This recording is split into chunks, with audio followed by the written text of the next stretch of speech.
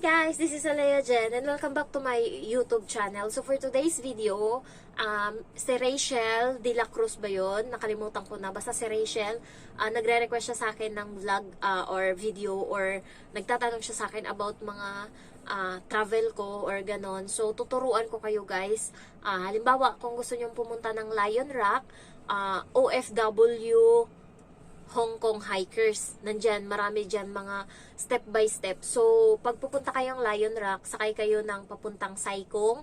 And pagdating ng Sai Kung, sakay kayo ng parang maliit na bus. Ay, parang jeep. Hindi ko lang mini bus ba tawag nila dyan. Number A5, ayan. So, sakay kayo dyan and baba kayo doon sa may first stop, ayan. So, umakyat kayo doon. Pero silang mga guide ng mga ganyan-ganyan, kaya hindi kayo maliligaw.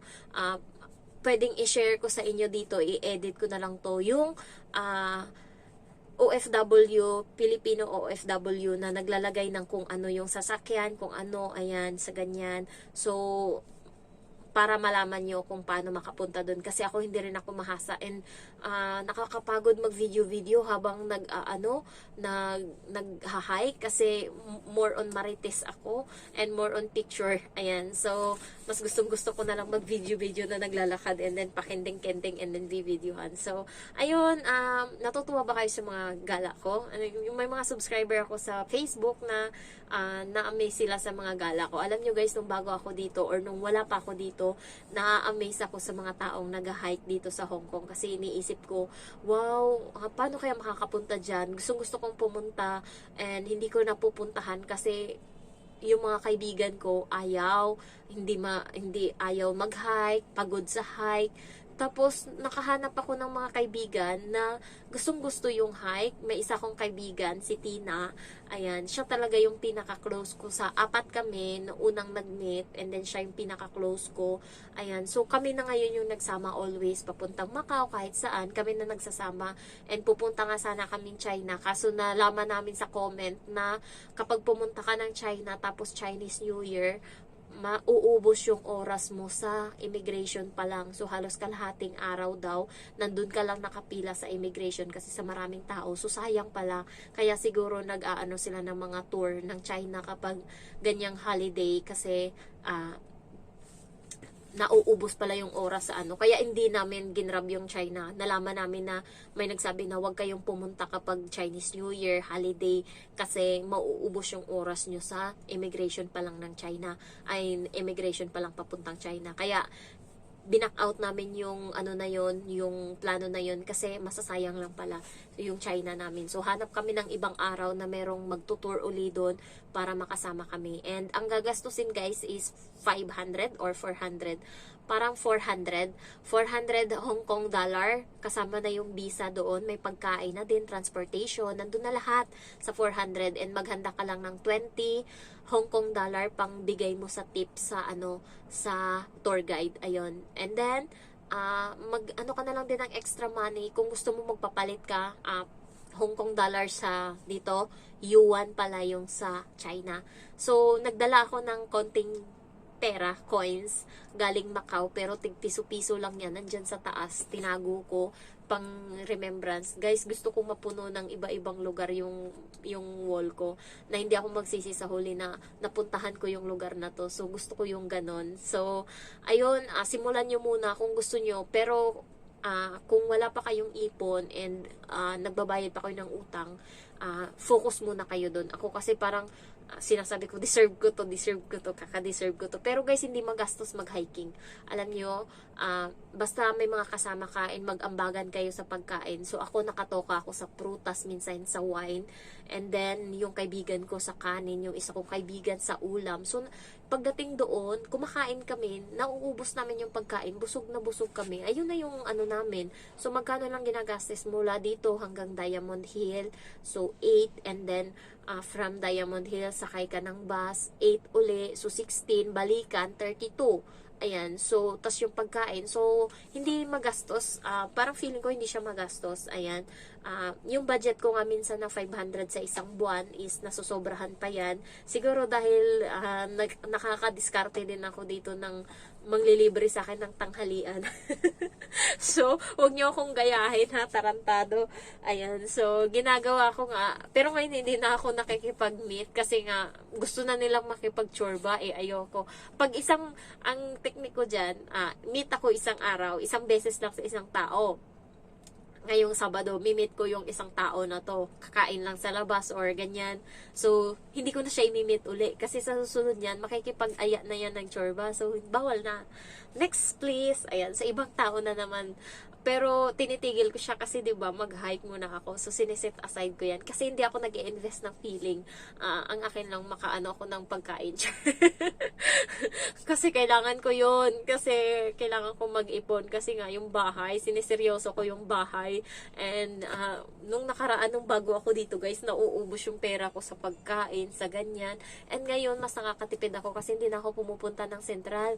Halos hindi ko na nakikita yung sentral sa buong buwan. Dati, halos kada linggo nandun ako sa sentral. Hindi ko alam bakit nandun ako. Kasi, parati ko lang pinipicturean doon yung Ferris wheel, yung gilid ng dagat, yung harbor. Ayan. Pero ngayon kasi, alam ko na kung paano magpadala through Alipay. Dati kasi pumupunta ako doon kasi nagpapadala ako ng pera. Ngayon, hindi na ako pumupunta doon. Pumupunta na lang ako pag naubusan ako ng efficacent. Ayan. Nauubusan ako ng sabon, Tide, ayan, Labada. And then, mga sabon talaga, toothpaste, kaya na yan. Yung mga sabon lang or pagkain ng Pinas, kaya napupunta ako doon, nabibili ako. So, inaano ko yan na pang 2 buwan ko na yan na budget para hindi na ako babalik ng sentral sa loob ng 2 buwan. So, ganun ginagawa ko kasi papunta kasing sentral, 12 yung pamasahe. Sayang yung 12. Iupo ko na lang yan or ikain ko yan, ganyan. So, ayun lang. And, pwede kong ilagay yung ano dito ha, yung Facebook ng kung gusto nyong mag-hike, gumala, ayan. So, nandyan yung mga update nila, post nila. Pwede kayong pumunta ng ano, Carrot in Neverland ba yun? Ayan. Nagpo-post din siya ng kung anong sasakyan, ayan. So, nagpo-post din siya. And, sino gusto dyan magbili ng Torx? Sinong gustong magbili ng Torx? Ayan. Sama tayo, bili tayo ng Torx. Meron palang Torx dito sa Hong Kong. And, yan yung favorite ko na na pagkain sa Pinas. Ayan. So, nakita ko na yung Coco Melty dito. Pero kasi guys, naha-hyper ako kapag melty. And dito, kailangan gumising ka ng maaga. Siguro makakapag-melty lang ako sa Chinese New Year. Kasi kahit late na ako matulog, kinabukasan wala akong pasok. Ayan. Sa Chinese pala, sa February pala, meron kaming 7 days na walang pasok. So, 3 linggo yung nakuha doon sa sa February, 3 linggo lang pinasok namin, and the rest nun, hayang buhay namin. So, tapos sasahod kami, di ba? So, ayun, marami kaming holiday sa February, pero guys, pag maraming holiday, marami din pera na gagastusin kasi 7 days na yun, wala kang pagkain. Ayan. So, bibili ka ng sarili mong pagkain. And then, paano kayong gagawin ko nito? Kaya kayo magtabi, yung mga nandito na sa Hong Kong, tapos ang makakaranas na ng holiday, magtabi kayo ng mga 700 siguro na pera. Kasi sa buong buwan na yun, marami tayong holiday and kailangan natin kumain. Ayan. So, ginagawa ko kasi kapag day off ko, isang beses lang ako kumakain. Pero, yung sa KFC guys, meron silang kanin, with ulam na 2 fried chicken, 2 grilled chicken, and then merong egg tart, and then may chicken with mushroom, 58 yun. So, mabubusog na ako nun. And, yun yung kinakain ko. Pero ngayon, ilang na akong nakaka-hits ng pagkain sa mga ka-chatmate ko. Ayan. So, nakakahingi ako ng pagkain. Pag nagmi-meet kami, sinasakto kong tanghali. Tapos, sasabihin ko, sabi nila, sabi ko, tanghalian. Ayan, nanghihingi akong tanghalian, guys. Ayan. So, yun yung parati kong tanghalian. Para ay, libre na yung pagkain ko. And nakikipag-meet ako, malapit lang. Sa mga malalapit lang, ayoko sa malayo. Kasi, magastos yan sa octopus ko. Pero, bumili ba ako ng pagkain nung nakaraan? Nakaraan pala, nag-hike pa lang kami nung nakaraan. And then, nung nakaraang off, dito lang ako. So, bumili ako ng sarili kong pagkain. So, hindi naman always ako nakikipag-meet. Pero, natitipid ko kasi nga pag mga nakasale yung mga items binibili ko, at least nakakatipid ako, and yung budget dapat na para doon na ano ko siya, natatabi ko. Ayun. So, ayun lang guys. Sasabihin ko lang sa inyo yung para mapuntahan nyo yung mga lugar na napuntahan ko. And kung sino yung mga Saturday dyan, you can PM me and sama kayo sa akin. Pero may mga subscriber na din ako na nakakasama ko na nandun si Ems, and then si Krisa, sino pa ba yung isa, si Sheila, sino pa ba, yung naging kaibigan ko na yung mga subscriber ko. Kaso si Sheila, hindi siya masyadong lumalabas kasi may jowa, so baby time muna siya. So ayun, and then ayun lang guys, thank you for watching, bye bye.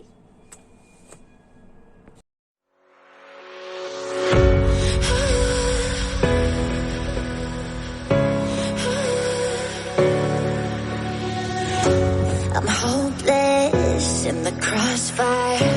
There's nowhere to go. I'm holding my desires. My heart overflows. The only direction that I'll ever need